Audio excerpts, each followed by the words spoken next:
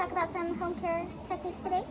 Perfect. And I'm just going to ask you real quick, like, how motivated are you to keep your teeth all clean? And, like, do you spend a lot of time on your teeth or just, like, a little bit? Or? Quite a bit of time. I don't floss as much as I should, but perfect. Yeah. That's okay. So I'm just going to show you some tips on, like, brushing, because I know you brush with a manual toothbrush. So I'm just going to show it, and then I'll have you do it as well. So you kind of just focus on one area, and you tilt the toothbrush a little bit up so you can get underneath those gums. And that'll just help with inflammation and bleeding. Keep going along. The circles are good if you need to brush harder. And then once you get to up here, behind your front teeth, you kind of tilt the toothbrush like this, so you get more back here instead of just back here. And then so I'll have you try that. And then you'll probably be holding the toothbrush that way. Yeah. I know it's kind of weird on something else. Okay. And then try the bottom teeth.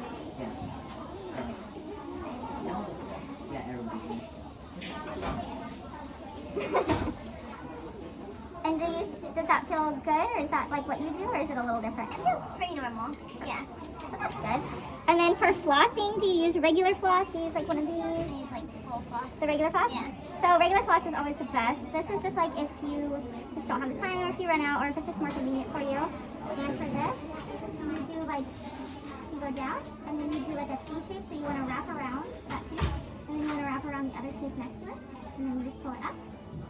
So you just want to focus on that C shape, because you're just trying to get, if there's plaque on it, you're just trying to scrape it off, and if you just go straight up and down, you're not really touching the teeth.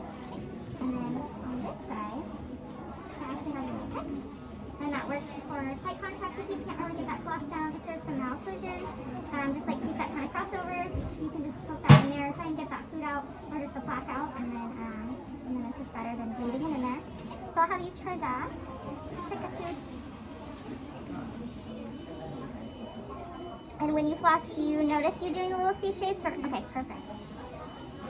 And then yeah, I just recommend just flossing just at least once a day. Just try that first, and then just try and increase it from there. Even after every time you eat would be great. Just right before bed is really good to get all that off. And then that's better than the little pick. There's this little guy. It's an interdental brush, and it's just a pick, but it just has little brushes on it. So you would just use it just the same as that little pick you just did. And you just go in, and then you just kind of wiggle it around, but you'd never want to like push it in. So like if just a little fits, then that's fine. And if there's like a larger space and more goes in, then that's fine. Just push it as far as like without resistance. So I'll have you try that. And in between the front teeth is really good, or just like the bottom middle teeth.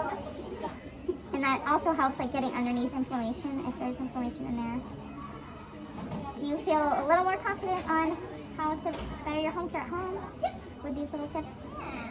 I tend to brush kind of hard. Okay, then I'd recommend, yeah, the little circular motions and just focusing on one area at a time versus the whole mouth. Right. And then I'll send home some of these guys. But yeah. Thank you. Yeah.